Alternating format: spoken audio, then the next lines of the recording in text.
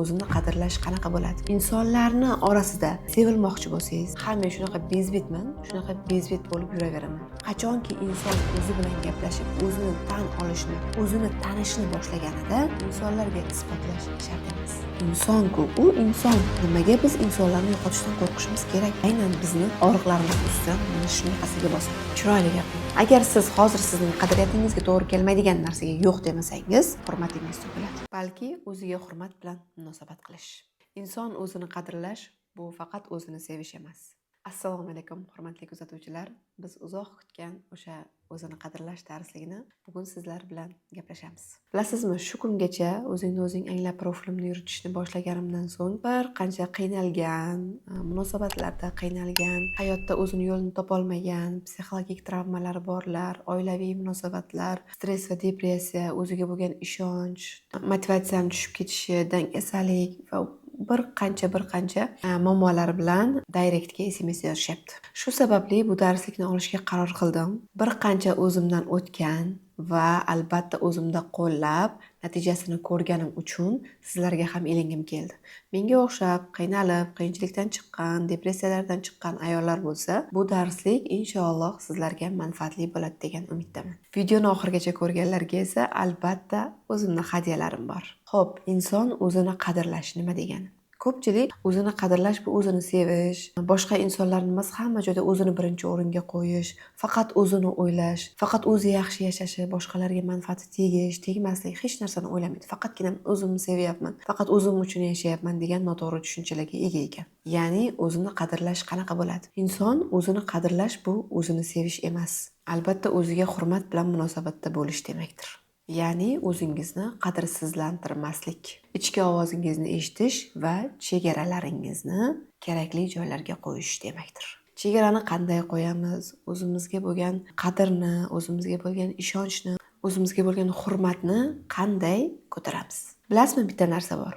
Odamlar faqatgina insonlarni orasida hurmat topish uchun, insonlarni orasida obro' topish uchun, insonlarni orasida suyukli, sevilgan bo'lish uchun harakat qiladi. Aslida esa bu bizga kerakmi? Aslida bu bizga muhimmi? Qachonki siz insonlarni orasida sevilmoqchi bo'lsangiz, insonlarni orasida hurmat topmoqchi bo'lsangiz, insonlarni orasida maqtalmoqchi, yaxshi qiz bo'lmoqchi bo'lsangiz, albatta u yerda siz xarob bo'lasiz. Chunki maqsadingiz va niyatingiz faqatgina insonlar bo'lib qoladi.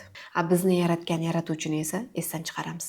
Xo'p, haqiqiy o'zini anglash uchun nimalar kerak bo'ladi? Haqiqiy o'zini anglash uchun 6 ta omilga rioya qilishimiz kerak.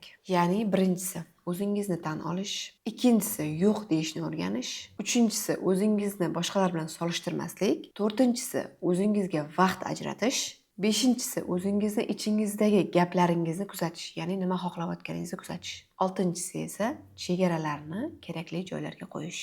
Xo'p, birinchisi o'zini tan olish deganda nimani tushunishimiz kerak? Inson o'zini tan olish deganida ko'pchilik o'zini boricha, ya'ni gunohkor bo'lsa, ha men gunohkorman, shu gunohlarni qilib yuraveraman. Ha men shunaqa bezbetman, shunaqa bezbet bo'lib yuraveraman. Ha men shunaqa yaxshi insonman, soddaman, hammaga aldanaman va shunaqa bo'lib yuraveraman deb tan olar ekan. Aslida bu to'g'rimi? Yo'q, albatta. Agar siz sodda bo'lsangiz, insonlarga ko'p aldansangiz, albatta u yerda o'zingiz ustingizda ishlab, harakat qilib, bu muammolarni bartaraf qilishingiz kerak. Agar siz faqat o'zingizni o'ylaydigan egoist bo'lsangiz, atrofingizdagi barcha insonlar sekin-sekin yo'qolishni boshlaydi. Bu yerda ham o'zingizni tarbiyalab, egoistligingizni to'g'rilashingiz kerak. O'zini qadrlash bu egoistlik, faqat o'zini o'ylash, faqat o'zini sevish, faqat o'zini birinchi o'ringa qo'yish kerak degani emas. O'zini qadrlash umuman boshqa narsa. Ko'pchilik insonlar faqat mashina xislatlar bilan odam o'zini qadrlanadi deb o'ylar ekan. Xo'p, o'zini tan olmaslik qanaqa bo'ladi? Agar siz o'zingizni tan olmasangiz, ichingizda qandaydir bir bo'shliq paydo bo'ladi.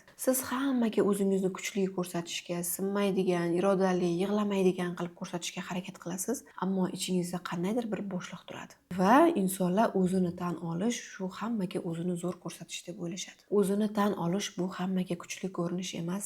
O'zingizni tan olish bu zaiflik emas.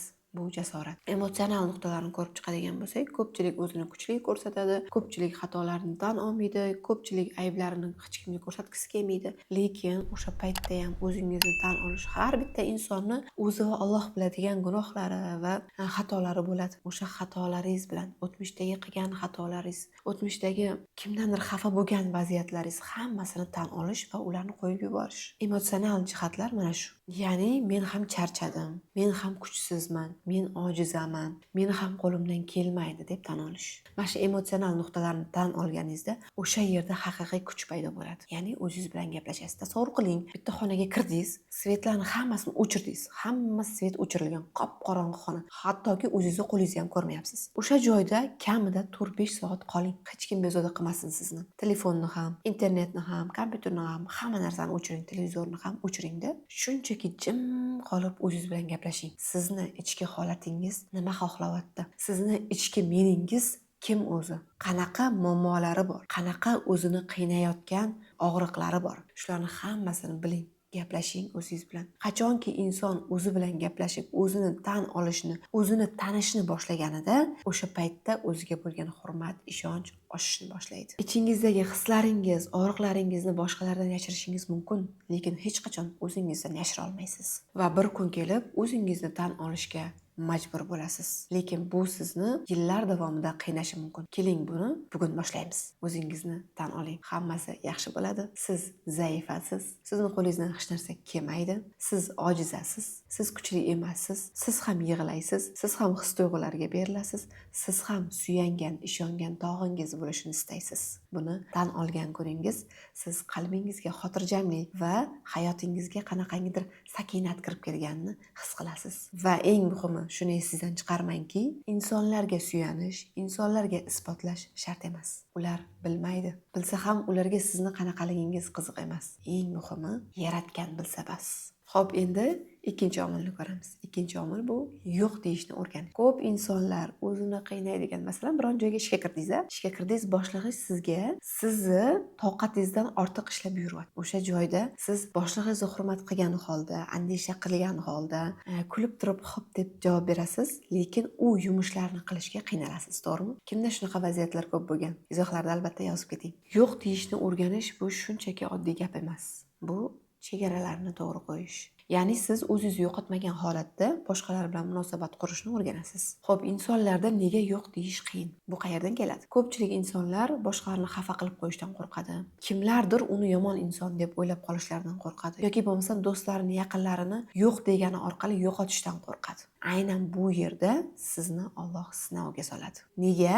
Alloh turgan paytda biz insonlarni yo'qotishga qo'rqishimiz kerak. Nega Allohga yaxshi ko'rinishga emas, insonlarga yaxshi ko'rinishga harakat qilishimiz kerak? Nega? Aslida esa insonlarga faqat ha deyish ichingizdagi qavat-qavat bo'lib to'planib ketgan norozichiliklarga olib keladi. Va shu yerda siz qiynalasiz, azoblanasiz va o'sha muhitdan chiqib ketgingiz keladi. Undan ko'ra, toqatingiz yetadigan yumushni bo'yningizga oling. Toqatingiz yetmaydimi? Bo'ldi. Uzr, men bu ishni qila olmayman. Uzr, bu ish menga to'g'ri kelmaydi. Agar iloji bo'lsa, boshqaga topshiraylik. Yoki nimadiringizni kimdir so'rayapti. U sizga juda ham qadrli. Lekin u insonga bermasangiz, uni xafa qilib qo'yasiz yoki unga yomon inson bo'lib ko'rinib qolasiz yoki uni yo'qotishingiz mumkin. Xo'p, inson-ku, u inson. Nimaga biz insonlarni yo'qotishdan qo'rqishimiz kerak? Nega bir qanaqangidir buyumni yo'qotishdan qo'rqishimiz kerak? Nega? Nega o'zimizni qadrimizni bilmaymiz? Nega Allohga bo'lgan ishonchimiz past? Nega? Qachonki inson o'ziga bo'lgan qadri past bo'lsa, qachonki inson Allohga bo'lgan ishonchi past bo'lsa, o'shanda o'ziga bo'lgan ishonchi past bo'ladi. O'shanda insonlarga bog'lanib qolamiz. O'shanda insonlarga muhtoj bo'lib qolamiz. Va o'sha insonlar aynan bizni og'riqlarimiz ustidan mana shunaqasiga bosadi. Va aynan shu og'rig'imiz ustiga bosadi, bizni haqoratlaydi, bizni ayblaydi, bizdan voz kechib ketadi va biz dod solib yig'laymiz. Bir narsani tushunishimiz kerak. Yo'q deyish o'zi nimani anglatadi? Aslida bu yomon narsa emas. Bu shunchaki o'zingiz shaxsiy chegaralaringizni qo'yish. Xo'p, yo'q deyishni qanaqa o'rganamiz? Hozir sizlarga oddiy va qisqa qilib tushuntiraman. Kechirasiz, nimadir ish buyuryapti sizga, toqatingiz boya yuqorida aytib o'tganimdek, nimadir ish buyuryapti sizga. Kechirasiz, hozir bu ishni qila olmayman yoki hozir vaqtim yo'q edi, maylimi, birozdan keyin. Shunaqa qilib vaziyatlardan chiqib ketsa bo'ladi. Yo'q deyishni bilmayapsizmi? Yo'q, men qila olmayman unaqa deya olmayapsizmi? Chiroyli gapiring. ham o'zingizni ichingiz xafa bo'lmasin, ham u inson ham xafa bo'lmasin. Chiroyli gapirishni o'rganing. Kechirasiz, hozir meni vaqtim yo'q edi. Kechirasiz, bu ish menga to'g'ri kelmaydi. Kechirasiz, meni qadriyatimga bu ish to'g'ri kelmaydi. Aynan yo'q deyish shart emas.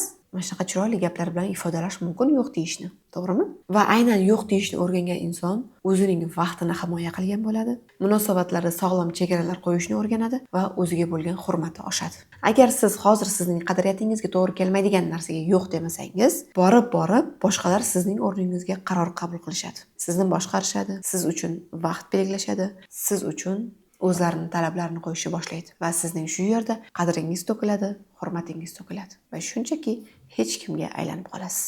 Agar siz bunaqa bo'lishni istamasangiz, har doim kerakli paytda yo'q deyishni o'rganing. Bu sizni u insondan ajratib qo'yadi yoki yomon inson bo'lib qolasiz emas. Bu shunchaki o'zingizni qadringizni bilishni belgilaydi. Yo'q deyish aslida yomon gap emas. Shuni tushuning. Xo'p, uchinchisi, bu albatta boshqa insonlar bilan o'zini solishtirmaslik. Biz hozirgi kunda ijtimoiy tarmoqlarga juda ham bog'lanib qolganmiz.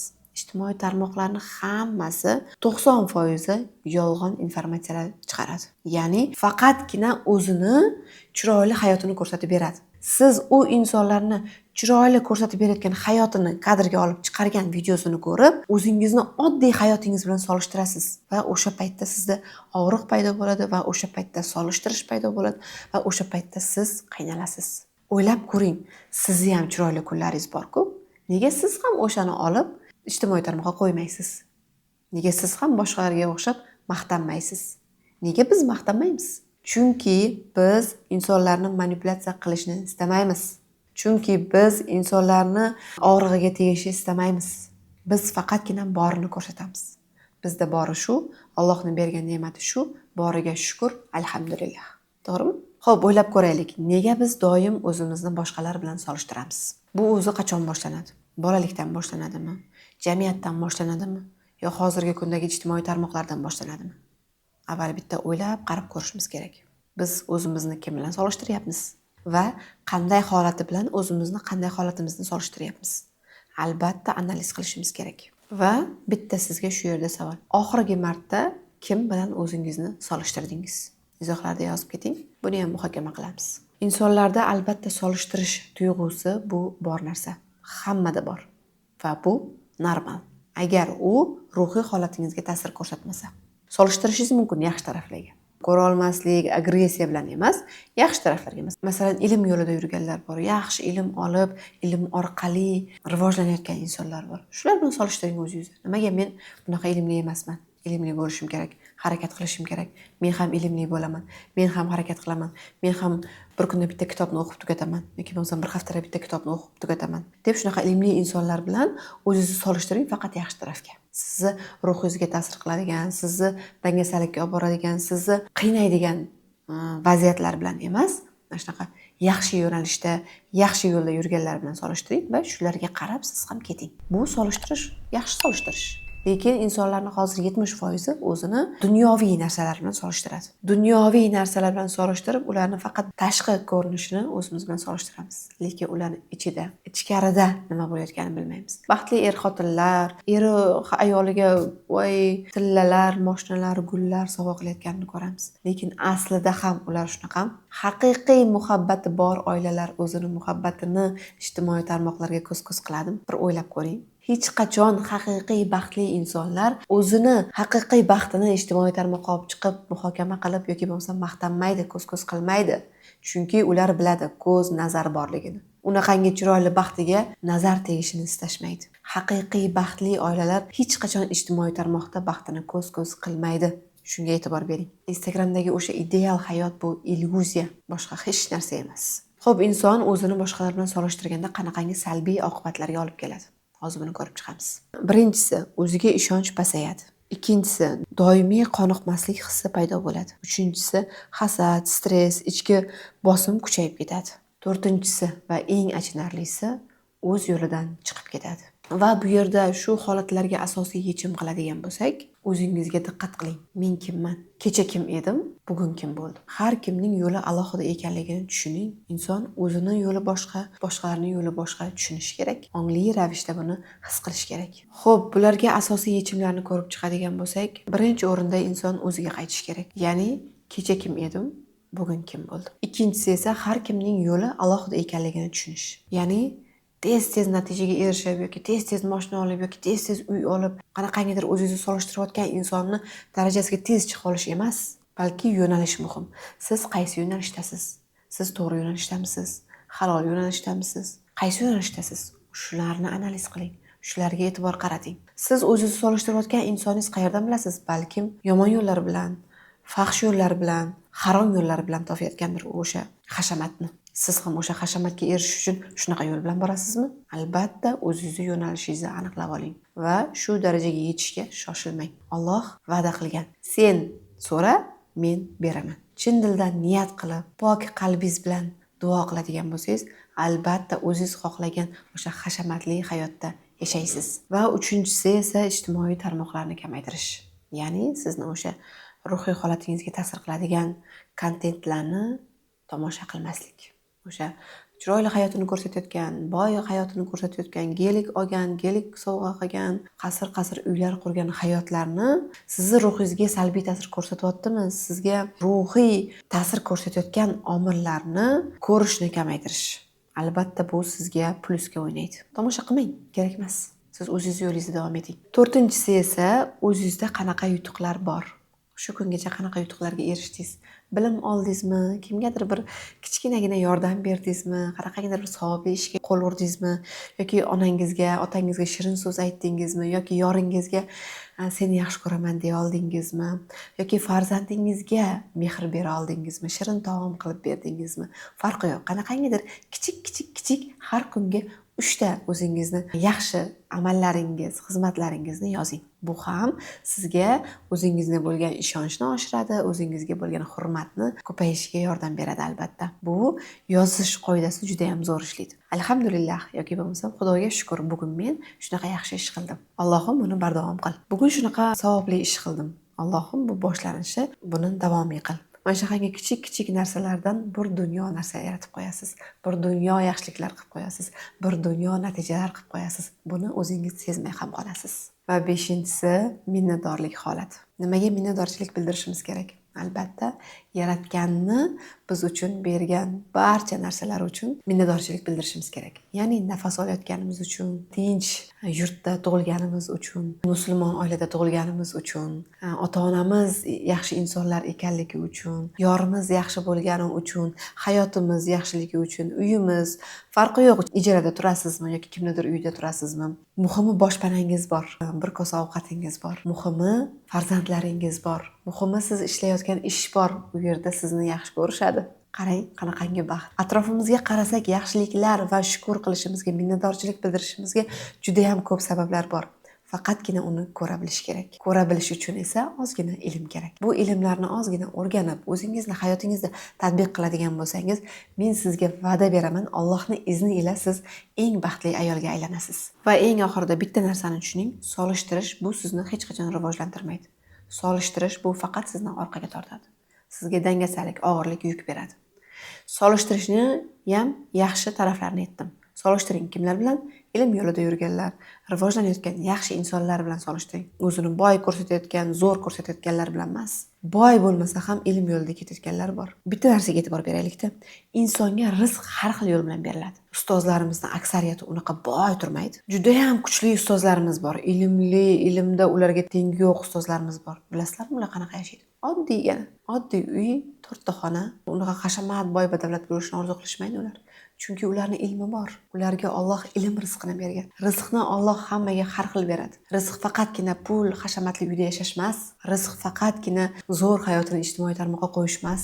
Rizq har xil yo'l bilan keladi va har bir insonga har xil bo'linadi. Faqatgina rizqni boy yashash deb o'ylab qolmang. Xo'p, tepadagi aytib o'tgan 6 ta omilni 4-chisiga keldik. 4-chisi bu o'zingizga vaqt ajratish. Vaqt ajratish degani uyga kirib olib, soatlab uxlash degani emas.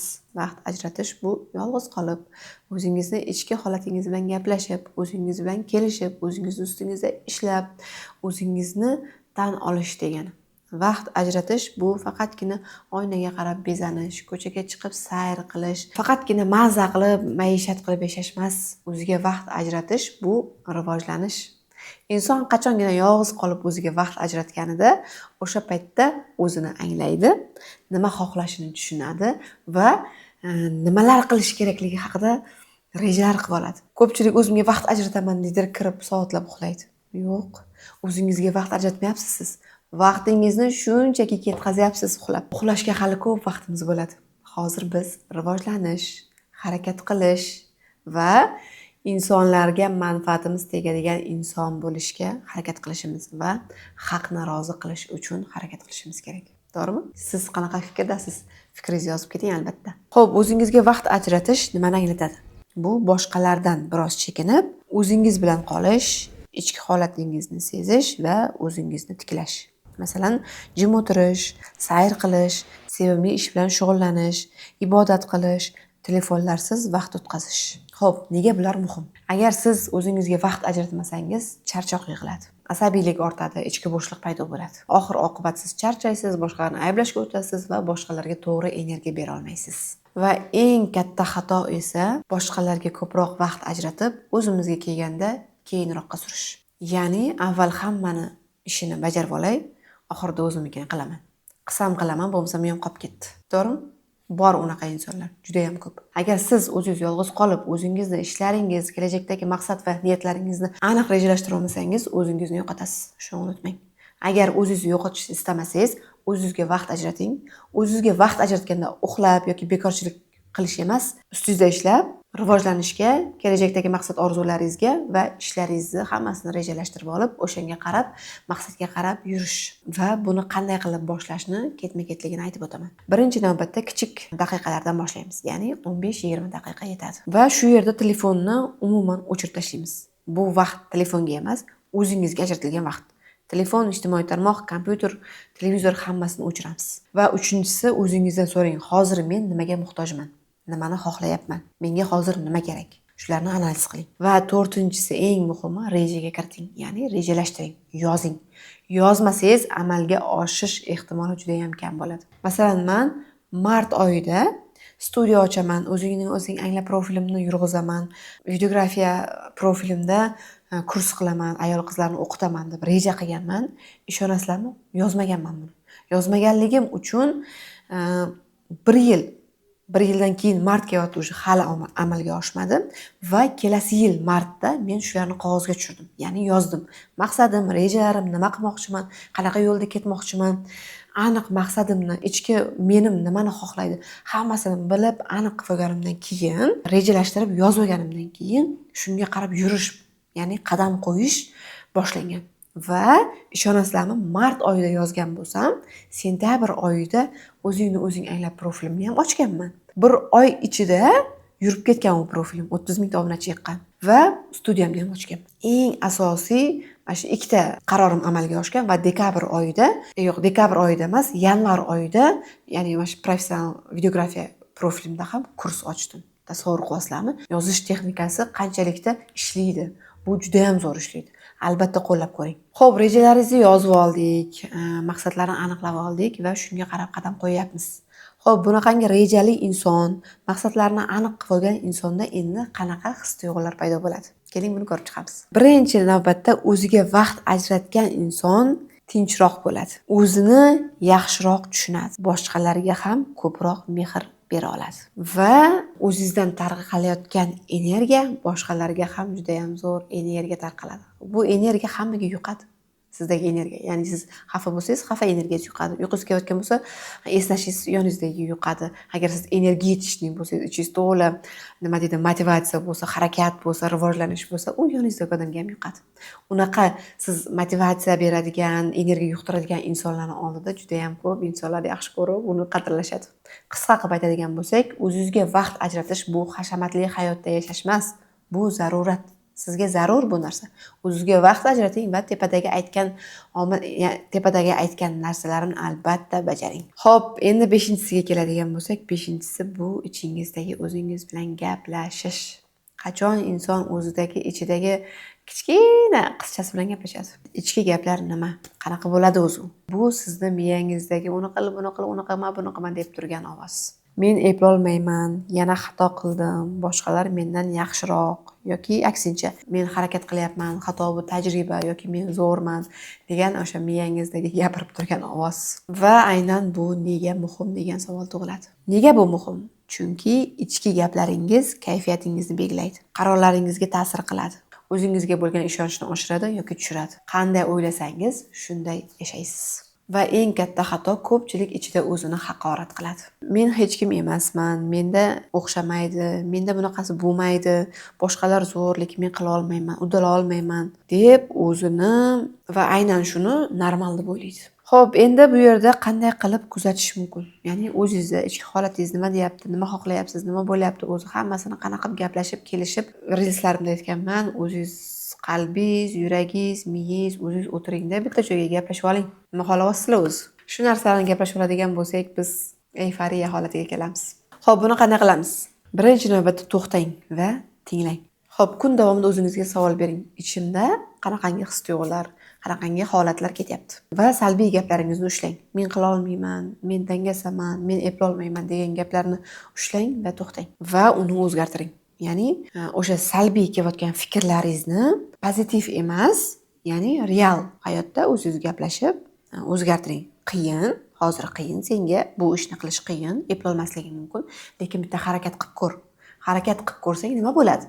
Yo tajriba bo'ladi, yoki baxtli bo'lasan. O'xshasa baxtli bo'lasan, o'xshamasa tajribali bo'lasan. Qo'rqish kerak emas bundan. Va shu yerda o'zingizga yaqin do'stingizdek gapiring. Ya'ni o'zingiz yaqin do'stingizga qanaqa gapirasiz, qanaqa motivatsiyalar berasiz, qiynalsa, nimanidir qilishga qo'rqsa, sen unaqa qilsang bunaqa bo'ladi, sen harakat qilsang bunaqa bo'ladi, men senga ishonaman, qila olasan deb do'stimizga, yaqin insonimizga ishonch bildiramiz, to'g'rimi? O'sha ishonchni o'zingizga gapiring. Sen qila olasan, sen epla olasan. Bitta qilib ko'r, o'xshaydi albatta deb o'zingiz bilan gaplashing. Ichki o'zgarish bu o'zini ichidagi gaplarni boshqargan inson bo'ladi. Siz kun davomida eng ko'p gaplashadigan insoningiz faqat o'zingiz. Shuni tushuning. Faqat o'zingiz bilan kun davomida ko'proq suhbat qilasiz, ko'proq gaplashasiz. Agar bu o'zingiz bilan bo'lgan suhbat sizni sindirsa, shu yerda hayotingiz ham qiyinlashadi va ruhiy holatingiz ham tushib ketadi. Xo'p, qisqa qilib aytadigan bo'lsak, ichki holatingizni kuzating, chunki ichki holatingiz sizning hayotingizga ta'sir qiladi. Va shu yerda eng oxirgisi keldik. Eng oxirigacha ko'rib o'tirgan insonlarga albatta rahmat. Shuncha sabr qilib, shuncha gaplarimni kuzatyapsiz va albatta siz bugundan o'zgarasiz. Allohning izniyle. Xo'p, 6-si chegaralarni to'g'ri qo'yish, ya'ni insonlar bilan munosabatlarda umuman olganda butun tashqi olam bilan o'zingizni chegaralaringiz, qadriyatlaringizni qo'yish. Chegara nima o'zi? Chegara bu sizning ichki qoidalaringiz.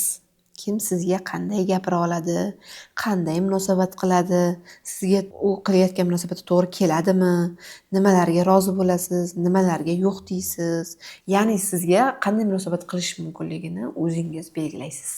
Xo'p, nega bu muhim? Nega aynan chegaralarni qo'yish muhim? Chegarasi yo'q inson boshqalarga haddan tashqari moslashadi. Ko'p charchaydi va ichida yig'laydi. Va eng achinarlisi o'zini qadrsiz his qiladi. Chegarasi bor inson esa o'zini hurmat qiladi, sog'lom munosabat quradi va ichki tinchligini saqlashni biladi. Va muhim joylarga keladigan bo'lsak, chegara qo'ymaslikning sizda chegara yo'qligini, ya'ni chegara qo'ymasligining belgilari bor. Bular yo'q deya olmaslik, boshqalarning kayfiyati uchun yashash, ichingizda ranjish, tashqarida jim yurish va o'zingizni oxirgi o'ringa qo'yish. Va shu yerda qanday qilib chegaralarni qo'yish mumkin degan savol tug'iladi. Qanday qilib chegaralarni qo'yish mumkin? O'zingizni tushuning, nima menga yoqmaydi, qanday holat meni xafa qilyapti.